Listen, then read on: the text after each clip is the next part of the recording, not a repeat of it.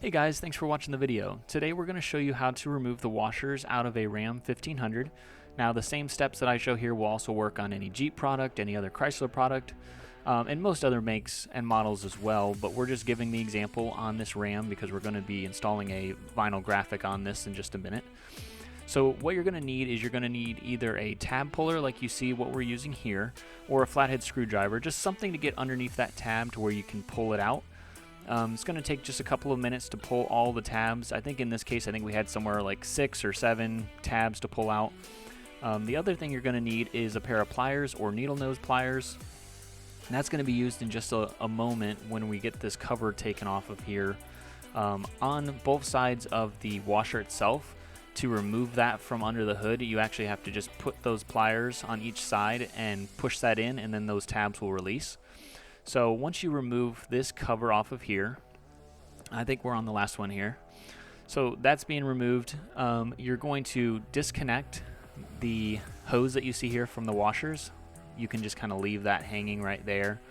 And then you're going to take, again, those pliers and just go on each side of your washer and pop that right out. You'll kind of just feel them pop out once you actually get them. Sometimes it takes just a moment to make sure you get both sides equally with the pressure. So once you're done, all you're going to do is clean the hood.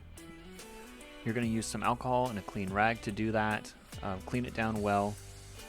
The item that we're going to be installing on this Ram 1500 is our sport kit.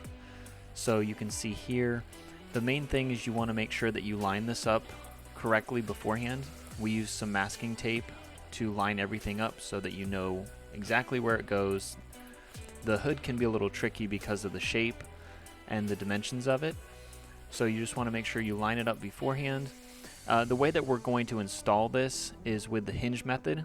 What that means is we tape it off, and then you can see that long strip of tape that goes right down the middle, side to side, which helps us to work one side and then the other. Now the key to this when you're using the wet method, which is the way you need to install our graphics, which is just soapy water, is you can't get any of the backing paper wet. If the backing paper gets wet, it will stick to the vinyl itself, which will ruin the graphic. Now a teeny little bit of paper sticking to it, we can work that out by wetting it and picking that off with our finger, not a big deal. But you definitely don't want to have a huge amount of that backing paper stick to your vinyl. So the key with working the hinge method is you want to make sure as you're working the first side that you don't get that second side wet. If you get the second side wet, that's where you're going to have an issue. So you can see here, we're just trying to work carefully that first side, wetting it down, but not getting too close to the second half. And then on the second half, you can kind of really spray it down well and not have to really worry about anything else. The other key is once you get the first side done, as far as your fitment, the placement of it, the other side's much easier to place down because obviously your first half is done. Now you can just go off of that first half for the second half as far as where it should line up. So the second half, technically you could just remove the entire backing paper if you wanted and go that route.